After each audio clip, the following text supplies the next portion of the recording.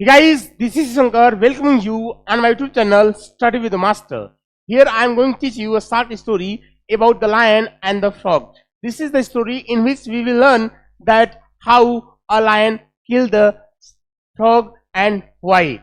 So before starting the story, let me tell you the importance of telling stories. If you are telling stories in front of anybody, then you can speak English language one day, because if you are trying to speak something, then one day would come when you will be able to speak. So I am telling here the stories about the lion and the frog, and this story is very beneficial for you, because if I am providing you some words, if I am providing you some information, then I am telling you those all information with constructed sentences, then you can utilize the same thing and you can speak the same thing in front of anybody. So it's going to be helpful to you, it's going to be advantageous to you. So before starting anything, let me tell you the name of the story. The story's name is what? The Lion and the Frog, Sher or Medak. So the story is starting from here. There was a lion in a forest.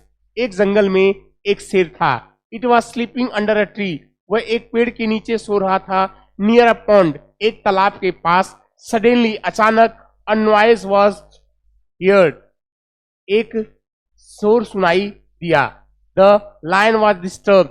जो शेर था वह परेशान हो गया by the noise, शोर से. It awake from its sleep. वो अपनी नींद से जग जाता है.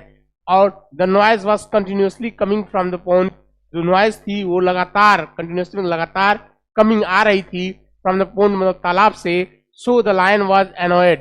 अतः जो शेर था वह annoyed, खिन्न हो गया या दुखी हो गया. So as it was not able to sleep, अतः क्योंकि वह सोने में समर्थ नहीं था, अर्थात वह सो नहीं पा रहा था. There was frog in the pond. मेढक कहाँ था? तालाब में था. तालाब में मेढक था. The lion came to know. Lion को, शेर को ज्ञात हुआ. The frog has made the noise. कि मेढक ने आवाज की है. It मतलब इसने roared at the frog. वह roared मतलब दहाड़ा at the frog, मेढक पर. And the frog was frightened. और मेढक भयभीत हो गया. It angrily jumped into the pond. वह क्रोध में jumped into the pond, तालाब में कूद गया. To catch the frog, मेढक को पकड़ने के लिए. Then तब the frog realized, तब मेढक महसूस किया. क्या महसूस किया? Its mistake, अपनी गलती को. And tried to escape from the lion, और शेर से दूर भगने की कोशिश किया. escape मतलब भाग जाना, तो भगने की कोशिश किया. But लेकिन the lion caught the frog, लेकिन शेर ने मेढक को पकड़ लिया. And killed it, और इसे मार दिया. So the moral of the story is don't play with the leaders. अपने अग्रजों के साथ खेलो मत. So it means अपने अग्रजों के साथ छेड़छाड़ी मत करो. If they are doing something, let they do. यदि वो कुछ कर रहे हैं उन्हें करने दो. Okay, so this was the story in bilingual way. यह कहानी द्विभाषी तरीके से थी. But right now I am once again providing you the story in my own words. पुनः मैं एक बार अपने शब्दों में कहानी को प्रस्तुत करने जा रहा हूँ. Try to listen very carefully.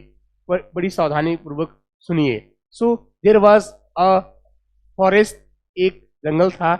In that forest, the king of that forest was sleeping.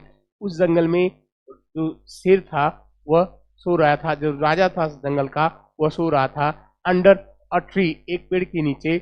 So after some time when he was sleeping, जब वह सो रहा था कुछ समय बाद, he heard a noise, उसने एक आवाज सुनी. The noise was coming from the nearest pond, वो नजदीक के तालाब से आ रही थी. So when he awoke, जब वह उठा, then he found, तब वह पाया, the frog was making the noise from the pond, तालाब से जो मेढक था वह शोर मच कर रहा था. He was very annoyed, वो बहुत खिन्न था. So he jumped into the pond, वह तालाब में कूद गया. And caught the frog in his paw, अपने पाँव में फ्रॉग को पकड़ लिया. And he wanted to kill him, वो उसे मारना चाहता था. But frog wanted to escape from the cart of the lion. शेर की पकड़ से दूर भागना चाहता था कौन? मेढक. But finally अंततः the lion killed the frog. शेर ने फ्रॉग को मार दिया. So in this story we got the information. इस कहानी में हमने ये सूचना पाई that कि we don't play with our leaders. हमें अपने बड़ों के साथ छेड़छाड़ नहीं करनी चाहिए. So if what they are doing, यदि वो जो कुछ कर रहे हैं, let them to do, उन्हें वो करने देने चाहिए. So in this way I have told you this story, and this is very nice story.